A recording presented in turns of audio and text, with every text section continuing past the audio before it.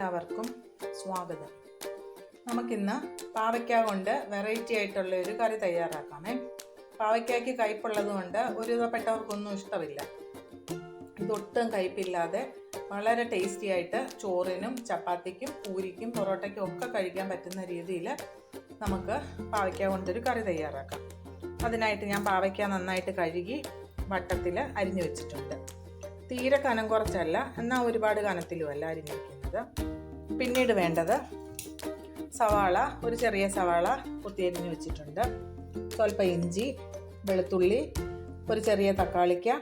പിന്നെ ഈ കയ്പ് മാറുന്നതിന് ഏറ്റവും നല്ലത് പുളിയാണ്. അതിന് വേണ്ടിയിട്ട് ഞാനൊരു ചെറിയ കഷ്ണം മാങ്ങ കൊത്തിയരിഞ്ഞ് വെച്ചിട്ടുണ്ട്, മല്ലിയില. പിന്നീട് നമുക്ക് വേണ്ടത് ആംചൂറ് ഉണ്ടെങ്കിൽ ചേർത്താൽ മതി, ഇല്ലെങ്കിൽ കുഴപ്പമില്ല, നമ്മൾ പച്ചമാങ്ങ ചേർക്കുന്നുണ്ട്.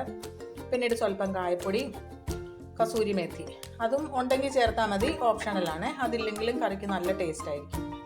ആദ്യമേ നമുക്ക് എണ്ണ ഒഴിച്ച് പാവയ്ക്ക ഒന്ന് വറുത്തെടുക്കാം. നമുക്ക് വെളിച്ചെണ്ണയിൽ തന്നെ തയ്യാറാക്കാം, കാരണം നമുക്ക് പാവയ്ക്ക എന്ന് പറയുമ്പോഴേ വെളിച്ചെണ്ണയിൽ തയ്യാറാക്കുന്നതാണല്ലോ ഇഷ്ടം.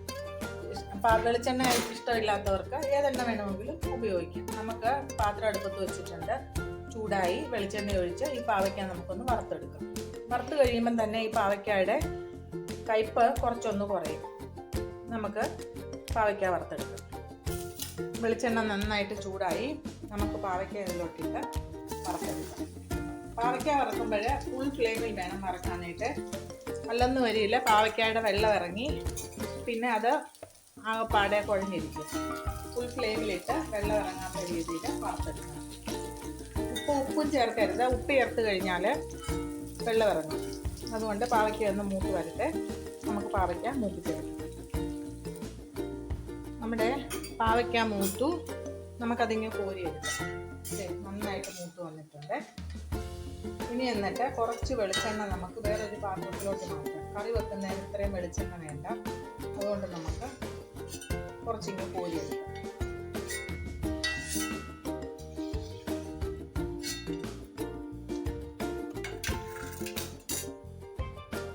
കുറച്ച് വെളിച്ചെണ്ണ കോരിയെടുത്തു.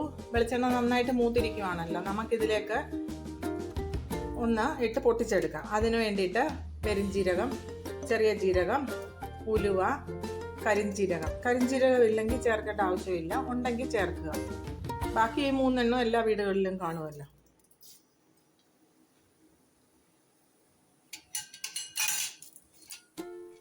അതൊന്ന് മൂത്ത് വരുമ്പോഴത്തേക്ക് നമുക്ക് സവാള ഇട്ട് കൊടുക്കാം. ഞാൻ പച്ചമുളക് ചേർക്കുന്ന കാര്യം പറയാനായിട്ട് മറന്നുപോയി. പച്ചമുളക് അവരവരുടെ എരിവിനനുസരിച്ച് 1 or 2 എടുക്കാവുന്നതാണ്. ഇനി ഇത് മൂത്ത് വന്നു, നമുക്കിതിലേക്ക് സവാള ഇട്ട് കൊടുക്കാം. സവാള നന്നായിട്ട് മുരിയണമെന്ന് നിർബന്ധമൊന്നുമില്ല, ചെറുതായിട്ടൊന്ന് വാടി വന്നാൽ മതിയേ. പച്ചമുളക് നമ്മൾ ചേർക്കുന്നത് എരിവിന് വേണ്ടിയിട്ടാണ്, മുളക് പൊടി കുറച്ചേ ചേർക്കുന്നുള്ളൂ. അതുകൊണ്ടാണ് നമ്മൾ പച്ചമുളക് ചേർക്കുന്നത്. ഉള്ളി ഒന്ന് ചെറുതായിട്ടൊന്ന് വാടി വന്നിട്ടുണ്ട്. ഇനി ഇതിലേക്ക് നമുക്ക് വെളുത്തുള്ളി ചേർത്ത് കൊടുക്കാമേ. വെളുത്തുള്ളി ഒന്ന് വാടി വന്നു കഴിയുമ്പോഴത്തേക്ക് നമുക്ക് ഇഞ്ചിയും പച്ചമുളകും കൂടെ ചേർത്ത് കൊടുക്കാം. വെളുത്തുള്ളി ഒന്ന് മൂത്ത മണമൊക്കെ വന്നു തുടങ്ങി, നമുക്കതിലേക്ക് ഈ ഇഞ്ചിയും പച്ചമുളകും കൂടി ഇട്ട് കൊടുക്കാം.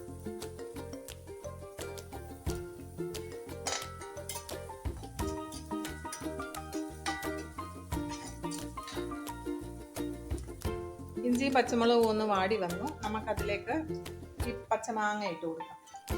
ഇതധികം പുളിയില്ലാത്ത മാങ്ങ ആയതുകൊണ്ടാണ് ഞാൻ ഇത്രയും ചേർത്തത്.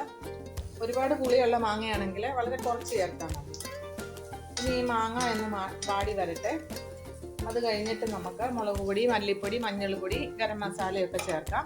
അതിനുശേഷം തക്കാളിക്ക ചേർത്ത് വഴറ്റിയെടുക്കാം. നമുക്കിനി ഇതിലേക്ക് പൊടികളൊക്കെ ഇട്ട് കൊടുക്കണേ. മാങ്ങായി ഒന്ന് വാടി വന്നു, മഞ്ഞൾപ്പൊടി ചേർക്കാം. മുളക് പൊടി വളരെ കുറച്ച് ചേർത്താൽ മതിയേ, ഇല്ലെങ്കിൽ അങ്ങ് ഭയങ്കര കളറായി പോകും. മല്ലിപ്പൊടി ഒരു സ്വല്പം ചേർത്താൽ മതി. പിന്നീട് അല്പം കായം ചേർത്ത് കൊടുക്കാം.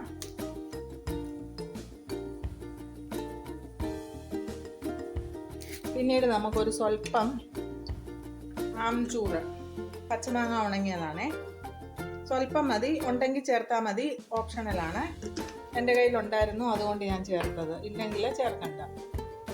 ഇനി ഇത് നന്നായിട്ട് പച്ചമണമൊക്കെ ഒന്ന് മാറി മൂത്ത് വരുന്നത് വരെ നമുക്ക് ഇളക്കി കൊടുക്കാമേ. മുളകിൻ്റെയൊക്കെ പച്ചമണം മാറി നമുക്കിനി ഇതിലേക്ക് തക്കാളി ഇട്ട് കൊടുക്കാമേ.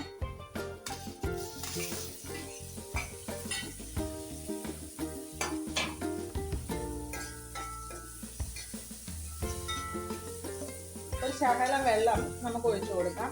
നേരത്തേക്ക് ഒരു ഗ്രേവി പോലെ നിന്ന് ആകുകയും ചെയ്യും, തക്കാളി പെട്ടെന്ന് വെന്ത് കിട്ടുകയും ചെയ്യും. സ്വല്പം വെള്ളം ഒഴിച്ചു കൊടുക്കാം, അധികം വേണ്ട, അല്പം മതി.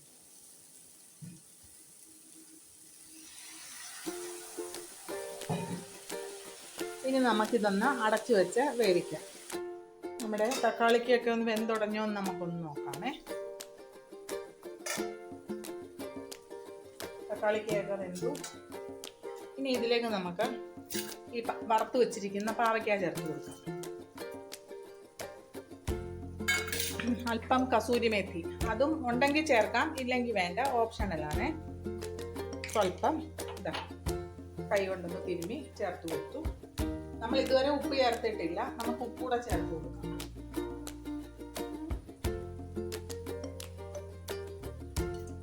ഇനി ഇത് നന്നായിട്ട് ഇളക്കി തീ കുറച്ച് വെച്ച് എല്ലാം ഒന്ന് മിക്സ് ആവുന്നത് വരെ നമുക്ക് വെയിറ്റ് ചെയ്യാമേ.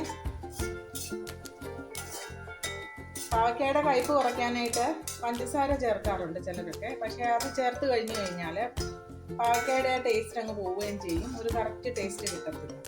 ഇങ്ങനെ ഉണ്ടാക്കുകയാണെങ്കിൽ നല്ല ടേസ്റ്റിയുമായിരിക്കും. നമുക്ക് ചോറിൻ്റെ കൂടെയും ചപ്പാത്തിയുടെ കൂടെയും പൂരിയുടെ കൂടെയൊക്കെ കഴിക്കാൻ പറ്റുന്നതാണ്. ഇനി അതൊന്ന് വെന്ത് വരുന്നത് വരെ നമുക്ക് വെയിറ്റ് ചെയ്യാം.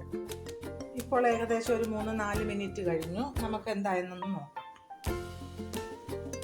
വെള്ളമെല്ലാം പറ്റി എണ്ണ തെളിഞ്ഞ് വന്നിട്ടുണ്ട്. നമുക്കിത് നന്നായിട്ട് ഇളക്കി ഇതിൻ്റെ ഉപ്പൊന്ന് നോക്കട്ടെ, എന്നിട്ട് ഞാനിതിൻ്റെ ടേസ്റ്റ് പറയാം.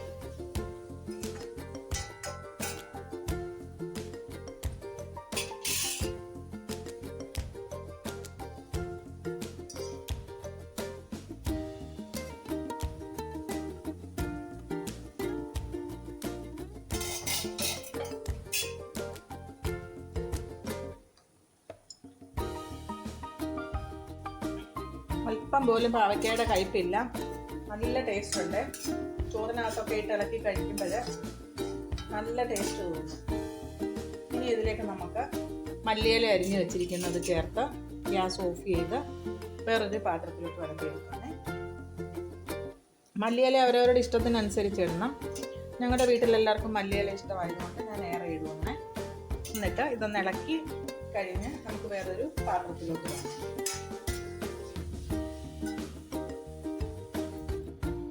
ഒട്ടും കയ്പില്ലാത്ത, എന്നാൽ എല്ലാവർക്കും ഇഷ്ടപ്പെടുന്ന വളരെ ടേസ്റ്റി ആയിട്ടുള്ള നമ്മുടെ പാവയ്ക്ക കൊണ്ടുള്ള കറി തയ്യാറായി. എല്ലാവരും ഒന്ന് ഉണ്ടാക്കി നോക്കണം. നിങ്ങളുടെ അഭിപ്രായം എന്നിട്ട് കമൻറ്റ് ബോക്സിൽ എഴുതണം.